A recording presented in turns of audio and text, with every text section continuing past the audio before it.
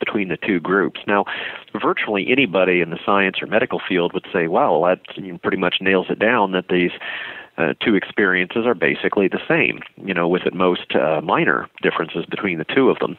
So I think that's, it just becomes, I think, a matter of a judgment call. But in fairly extreme situations where we have such strong evidence like presented in the book, Evidence of the Afterlife, I think that, again, you have to rely on the good judgment and intelligence of your listeners and the world as a whole. I think, and certainly from the feedback I've got from the book, the good news is virtually everybody gets the statistics in the book as exactly the evidence that they are. Right. I agree with you. I think you have to work really, really hard to take the other position on some of those things. Like we were just talking about anesthesia, and we'll get into some of these other cases. Let's move on and touch on as many of the 9 points as we have a chance to. And of course, the first point is this lucid death. It's medically inexplicable to have a highly organized lucid experience while unconscious or clinically dead. Now, Dr. Worley's main point on this was blood flow to the brain, mainly caused by CPR, and that being the factor that you haven't looked at that explains why people are having these lucid experiences. Oh, sure, absolutely. There's a huge difference between simply blood flow to the brain and consciousness, and I think that's where Dr. Worley's argument falls apart. Clinically, as we've learned medically, there's no substitute for talking to patients. Well, when you talk to the patients that have actually survived CPR, and one thing that is very, very obvious is that the substantial majority of them are actually confused or amnesic, even when they're successfully recovered. They may be amnesic for the period of time following their successful resuscitation or even for events prior to the time of their cardiac arrest. Can I interject something there? Because I want to just stop you on a minor point that you just breezed over, and it's really important, and that's back to statistics. So we're saying that a vast majority of those people, so statistically the group is supposed to have this, and then we compare that to whether or not the group that you studied had that same thing, and they don't match, right? Oh, absolutely. If you read even a few near-death experiences, immediately you realize that there's essentially none of them that talk about confusional episodes or, altered mental status where they just don't understand what's going on. So you really don't see that at all.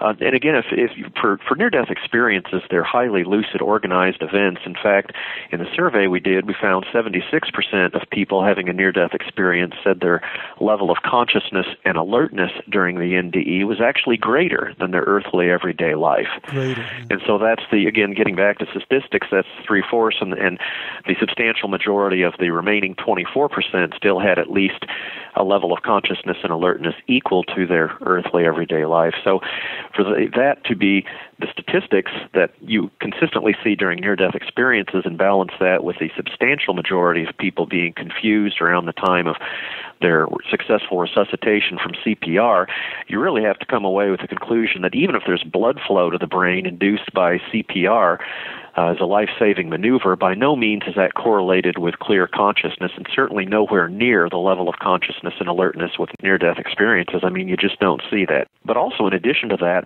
note that the substantial majority of people that have a near-death experience and have an out-of-body experience associated with cardiac arrest are actually seeing their physical body well prior to the time that CPR is initiated. And once CPR is initiated, you don't see any alteration in the flow of the near-death experience, suggesting that whatever blood flow might be going back to their brain is affecting the content, modifying it at all in any way. That's a great point that I want to draw out a little bit further, because if we were to break down this process that someone's going through, there's 3 stages, right? I mean, one where the brain is going dead. They've had, let's say, a cardiac arrest, which we always talk about because we understand the physiology better than in other cases. But we know that within 10 to 15 seconds after their heart stops, their brain stops. So there's that period. Then there's some period that we have to assume that the brain is dead. And then there's some period where the brain is coming back online. And what you just said, I think, is really, really important and gets glossed over. And that's that you seem to be getting information, content from these near-death experiences that seems to be consistent during the dead time and the coming back online time, right? Oh, absolutely. Yeah, there's no doubt about that when there's a cardiac arrest, the out-of-body observations that are often described during these near-death experiences certainly correlates to a time prior to CPR being initiated, and prior to a time there should be no possibility of a conscious, lucid, organized experience. And yet that's exactly what happens. I'll tell you another thing, too. If you were doing CPR and that were accounting for memory, I would tell you what you would hear a lot more from near-death experiencers. They would talk about their remembrance of the pain of the chest compressions. Alex, that's a fairly painful procedure. It often breaks ribs and hurts. And yet, even when you have a patient who had a cardiac arrest and had a near-death experience, essentially never do you hear them describing as part of their near-death experience the pain of chest compressions. Again, it's the evidence just simply does not support Dr. Worley's speculation. No, that's a great point on the pain factor, and that rolls right into the second point of your 9 lines of evidence in Evidence of the Afterlife, and that's out of body, NDE ears see and hear in the out-of-body state, and what they perceive is nearly always real. Now, the way that kind of rolls right into it is that Dr. Worley's speculation on the last episode of Skeptiko was that maybe these folks are just seeing and hearing things in their normal senses, in their normal body. One of the points you made is that they're not experiencing pain. That seems to be more consistent with this idea that their consciousness truly is outside of their body. Yeah, oh, absolutely. And if their consciousness were really returning during CPR, wouldn't near-death experiencers not have out-of-body perceptions, but describe their perception from within their physical body? And yet you don't see that with near-death experiences. So in other words, if you started CPR and they had a near-death experience and suddenly they started to have some consciousness, you'd expect that all of a sudden that they would start to have some, instead of having the out-of-body experience where their consciousness is apart from their body, their consciousness would be within their body, and you just don't see that. Right. So again, you have to go back to the accounts. What about the point he makes about the 2 types of out-of-body experiences? And I think that's his delineation there of the out-of-body experience where someone is relatively close to their body and the ones where there is this distant gathering of information down the hallway or miles away. Any thoughts on that? Yeah, it's really, that's an interesting point. There's actually 2 different, if you will, if you want to, somewhat arbitrarily divide out-of-body experiences, that's one way you could do it.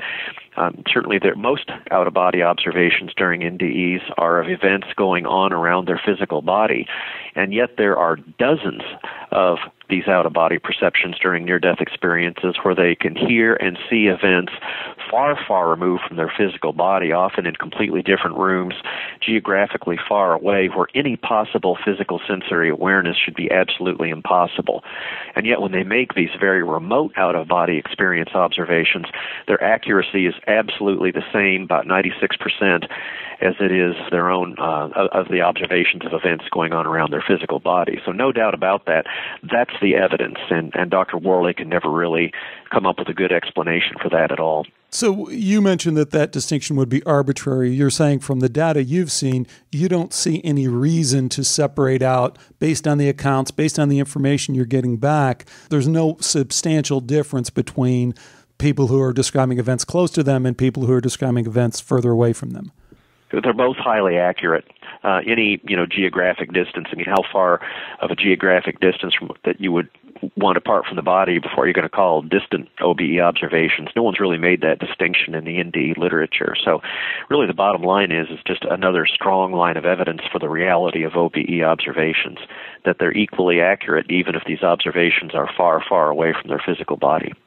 Okay, because he seems to be suggesting you're of a different quality, but they're not like describing things in a different way or like more hallucinatory. It's pretty much the same across the board. Absolutely. And in fact, some people make, in fact, this often is the case, they'll make out-of-body observations of events right around their physical body during the NDE, and then as part of the same experience, make out-of-body observations far removed from their physical body. Absolutely no difference in what they're describing. Let's talk about blind sight. This is another interesting point. In your research, you observed that NDEs take place among some folks who are blind and even folks who are blind from birth. Now, Dr. Worley's counterargument to that was, one, maybe these folks are getting visual information from the people around them who are describing things. But then he also seems to suggest that many blind people are extremely good at creating these mental maps of these surroundings. Now, I found that a little bit of a stretch. Do we really expect that folks who are visually impaired or completely blind from birth would be able to describe visual information as well as sighted people? Yeah, I mean, that was puzzling to me, too, to have that line of thinking.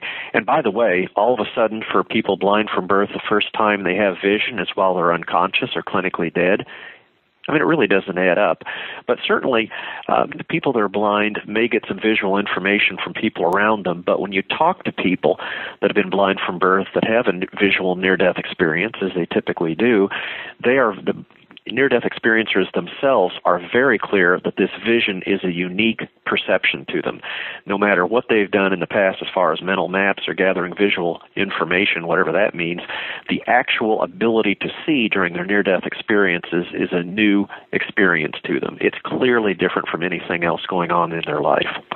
Let's talk about a couple of other points that came up that we didn't spend as much time on, but I think are really fascinating. One is the family reunion, and your data suggests that people consistently meet loved ones in the afterlife, and that number two, I think your statistics were unbelievably high, like 98% of the folks they encounter are deceased. And I didn't really hear a good counter argument or explanation, I should say, from Dr. Worley on that. Well, yeah, certainly. Let me back up and define what we're talking about. Certainly when people have a near-death experience, they may have their out-of-body observations and see ongoing earthly events. That's not what really counts in this type of a study. You have to be in an unearthly realm, and you have to be seeing people that you knew during your earthly life that are not going about their daily earthly events like in an out-of-body experience observation. So these are purely observations in unearthly realms. And you're right, the percentage of time that people encounter deceased relatives is extremely high. It was actually 96% in the INDER study, and only 4% of the Indiers met beings who were alive at the time of the near-death experience. And that's actually corroborated by another major scholarly study, which found it was 95% of the time that they encountered beings they knew from their earthly life they were deceased. Now, the important thing is that any other experience of altered consciousness that we experience on Earth, dreams, hallucination, drug experiences, you name it. And all of these other types of experiences of altered consciousness, a vastly higher percentage of people are going to be alive at the time of their experience. You're going to remember the banker that you did business with that day, or your family member you said hi to as you were walking into the house. This is what's in the forefront of consciousness. So for people to so consistently encounter deceased relatives is very, very strong evidence that they are indeed in an unearthly realm, and certainly points to evidence of an afterlife. Any thoughts on the striking similarity of content among very young people who've experienced a near-death experience, or the remarkable consistency of NDEs around the world? Sure. We'll start with children. Really interesting part of the study that I did was looking at children age 5 and under. In fact, their average age was 3.5 years old. These are children so young that to them, death is an abstraction. They don't understand it. They can't conceptualize it. They've almost never heard about near-death experiences, have no preconceived notions about that. They certainly have far less cultural influence, both in terms of religion or anything else that could even potentially modify the near-death experience at that tender young age. And yet, looking at these same 33 elements of near-death experience that I did in other parts of this study, I found absolutely no statistical difference in their percentage of occurrence in very young children as compared to older children and adults. So no question about that. That almost single-handedly shoots down the skeptical argument that near-death experiences are due to pre-existing beliefs or cultural influences. We're not seeing a shred of evidence that corroborates that at all. And in fact, that finding is actually corroborated with another major scholarly researcher who actually reviewed over 30 years of near-death experience research and came up with the same conclusion, that children, including very young children, appear to have identical near-death experiences as adults. So no question about that. That seems to be a fact, and that's not explainable by any medical, psychological, or expectation theory that could be advanced. Okay. Let's spend a minute then talking about point 9 on your 9 lines of evidence, and that's change lives.